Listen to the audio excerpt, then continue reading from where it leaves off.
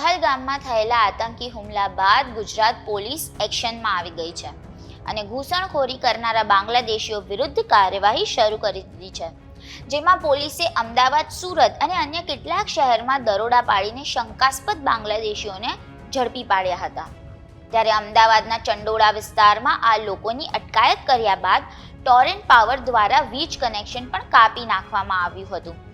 25 એપ્રિલથી જ અમદાવાદ પોલીસની વિવિધ ટીમો દ્વારા સર્ચ ઓપરેશન હાથ ધરવામાં આવ્યું હતું, જેમાં ચંડોળા તળાવની આસપાસ 890 જેટલા ગેરકાયદે રીતે રહેતા લોકોની અટકાયત કરાઈ હતી અને અટકાયત કરવામાં આવેલા લોકોને દોરડા વડે કોર્ડન કરવામાં આવ્યા હતા અને અમદાવાદ ક્રાઇમ બ્રાન્ચના ગ્રાઉન્ડમાં લઈ જવામાં આવ્યા હતા.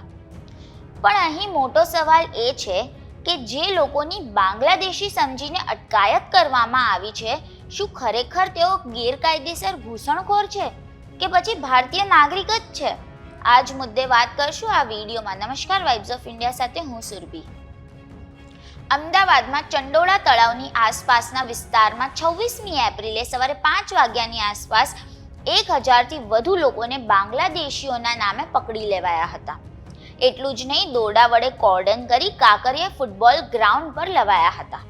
અમદાવાદમાં ચંડોળા તળાવ, શાહ આલમ, સિયાસતનગર, નવાબનગર ઉપરાંત ફૂલગીરીની છાપરા પરપ્રાંતિયોનું એપિસેન્ટર રહ્યું છે. રોજી રોજગાર મેળવવા આવેલા પરપ્રાંતિયોની સંખ્યા આ વિસ્તારોમાં સૌથી વધુ છે. જોકે આ વિસ્તારમાં રહેતા કેટલાય પરિવારો એવા પણ છે જે અન્ય રાજ્યના જરૂર છે, પણ તેમના બાળકોનો જન્મ ગુજરાતમાં થયો છે અથવા તો કોઈના પરિવારજનોના લગ્ન ગુજરાતમાં થયા છે. અમદાવાદમાં વર્ષોથી ધંધો, રોજગાર, વ્યવસાય છૂટક મજૂરી કરે છે.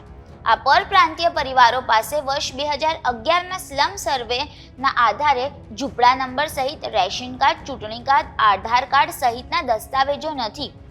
જોકે ઘણા પરિવારો પાસે જન્મ તારીખના દાખલા નથી. આ કારણોસર તેઓ શંકાના દાયરામાં આવી જાય છે. ત્યારે ગુજરાત પોલીસે ભાષાના આધારે બિહારી અને બંગાળીઓને બાંગ્લાદેશી સમજીને પકડી લીધા હતા. ઝૂંપડા નંબર, ચૂંટણી કાર્ડ સહિત પૂરતા દસ્તાવેજો હોવા છતાંય પરપ્રાંતિયોને બાંગ્લાદેશી સમજીને પકડી લેવાયા હતા. પણ દસ્તાવેજોની ખરાઈ બાદ મોટા ભાગના લોકોને છોડી મુકાયા હતા. ત્યારે ગેરકાયદે રહેતા બાંગ્લાદેશીઓને ઝડપવા અમદાવાદ સિવાય સુરત અને વડોદરામાં પણ પોલીસનું સર્ચ ઓપરેશન ચાલી રહ્યું છે. આ દરમિયાન પશ્ચિમ બંગાળની આઈબીની ટીમ સુરત પહોંચી છે. અહીં તે સેન્ટ્રલ આઈબી સાથે મળીને શંકાસ્પદોની પૂછપરછ કરશે. અગાઉ અમદાવાદમાં police commissioner GS Malik, DCP crime Ajit Rajian સહિતના ઉચ્ચ અધિકારીઓ ચંડોળા તળાવ વિસ્તારમાં પહોંચ્યા હતા, તો આખો વિસ્તાર ખાલીખમ જોવા મળ્યો હતો તથા ટોરેન્ટે પણ વીજ જોડાણ કાપી નાખ્યા હતા. ત્યારે હાલમાં 143 બાંગ્લાદેશીની ડિપોર્ટેશનની પ્રક્રિયા શરૂ કરી દેવાઈ છે. આ દરમિયાન રાષ્ટ્રીય જનતા દળની મહિલા નેતા રીતુ જયસ્વાલે એક ટ્વીટ કર્યું હતું અને કહ્યું હતું કે બાંગ્લાદેશી સમજીને પકડવામાં આવેલા 4 યુવકો મૂળ બિહારના છે અને તેમના મત વિસ્તારના છે. આ યુવકો બિહારના બાયા ગામના વતની છે. બિહાર સરકારને તેમણે આગ્રહ કર્યો કે તાકીદે ગુજરાત સરકાર સાથે સંપર્ક કરે અને બિહારના નિર્દોષ યુવકોને પોલીસ પરેશાન ન કરે. તેમણે બિહારી યુવકોના નામ, આધાર કાર્ડ સહિતની વિગતો આપી હતી. રાષ્ટ્રીય જનતા દળની મહિલા નેતાએ ગુજરાત પોલીસની કામગીરી સામે સવાલ ઉઠાવ્યા હતા.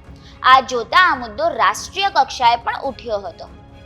દેશ અને ગુજરાતના તમામ સમાચારો માટે જોડાયેલા રહો વાઇબ્સ ઓફ ઇન્ડિયા સાથે.